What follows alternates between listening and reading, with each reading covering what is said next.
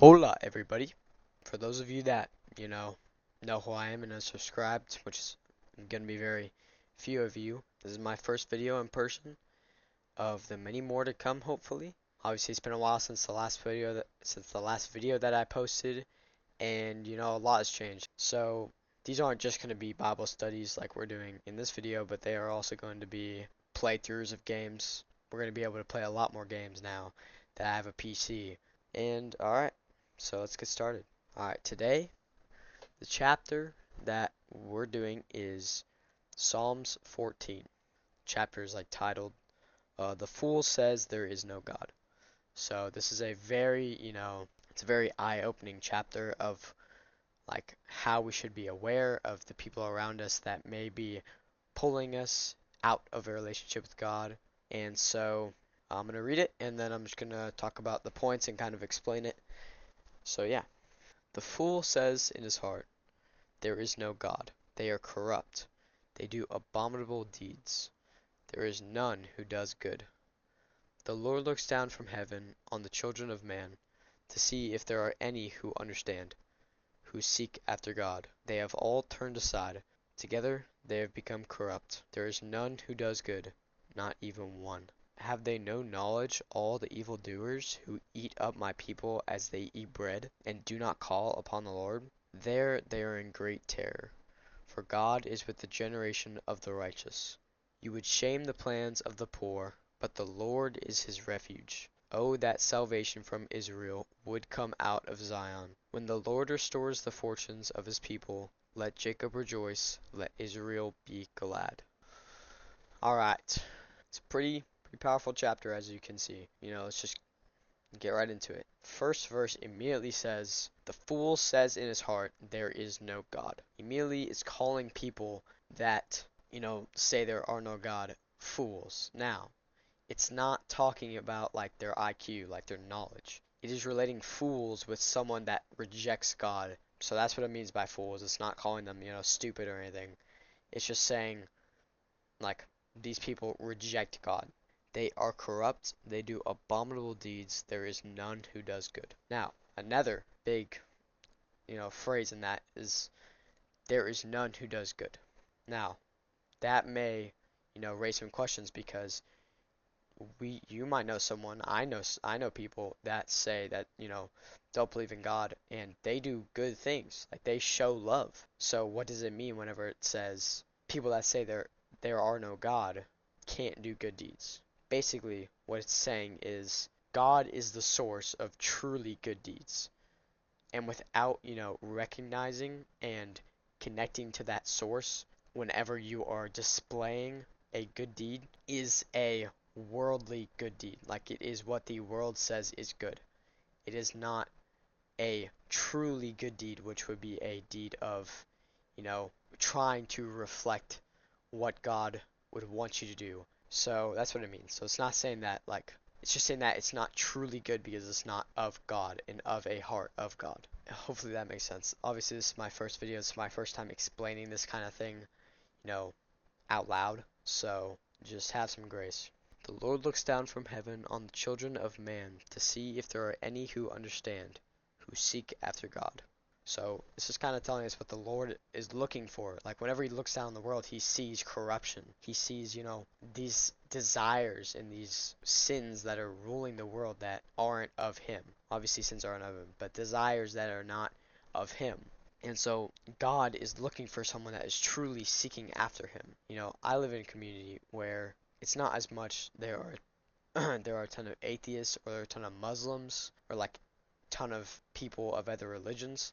It is mainly all Christians, but they are like 90% lukewarm Christians, which is it's a very difficult environment to be in because like someone that isn't fully in a relationship with God but might be trying to get in a relationship with God and is with these people that say that they're a Christian, they can be influenced very easily by these people. So it is very important to, know what someone that is truly seeking after God looks like. And these are the people, these are the people that God is looking for, not these lukewarm people that just, go to church and then that's it. And maybe pray every once in a while. But they don't truly seek after a relationship with God or truly seek of, being changed by God. They have all turned aside. Together they have become corrupt. There is none who does good, not even one. Together they have become corrupt. I think that just highlights the idea that it spreads. You learn from the people around you. Like, you adapt the traits and the values of the people around you because they have an influence on you. And if they are corrupt and you're hanging out with them all the time and you hold them on a high, like a pedestal in your mind, and you want to be like them in some sorts, then you're probably going to adapt these traits and values that God isn't looking for. We have to be very careful because the world is just full of these people. Like, there's hardly any people that truly seek after God in these times. Have they no knowledge, all the evildoers who eat up people as they eat bread, and do not call upon the Lord? Have they no knowledge, all the evildoers? So we need to be aware that these people are around us. Like, these people are everywhere. These people are our friends. These people might even be our family. We need to realize that if we are without the Lord's guidance and protection, then we are going to fall to these worldly people that will influence us, like, without a doubt. Hold up. Hold up. This fan's on. I might need to turn it off. There we go. What the frick? Alright, anyways. They are in great terror, for God is with the generation of the righteous. I'll speak on the first part later, because to me that's more important than the second part. For God is with the generation of the righteous. So, just saying, in the end, the righteous win. Like, God won. He's won already. Our job now is to spread the gospel, turn these people that are of the world into righteous people, and grow the family of God. So now, first part. There they are in great terror. So, it's calling they as in the people that say there are no God. Or, to me, this doesn't just talk about the people that say there is no God, but also the people that say there is a God, but don't act on that. These people that could go to hell because you decided not to share the gospel with them and not to act how God would want you to act around them, or even at all, these are the kind of people, these are your friends, these are your family. These are the kind of people that are going to end up going to hell if you don't share the gospel, and if you fail to fill that part in God's plan for your life and their life. Obviously, it's God's plan. If they truly reject God and they don't go back to Christianity, they will be going to hell. So we need to be sharing the gospel, because these people that they were talking about, whenever it says they, are our friends, are our family, and letting them walk along this worldly path away from God and just slowly going farther and farther away from God, and we watch this happening, is just unacceptable. We cannot do that, because that is like the complete total opposite of what God calls us to do. Very important verse in that chapter. You would shame the plans of the poor, but the Lord is his refuge.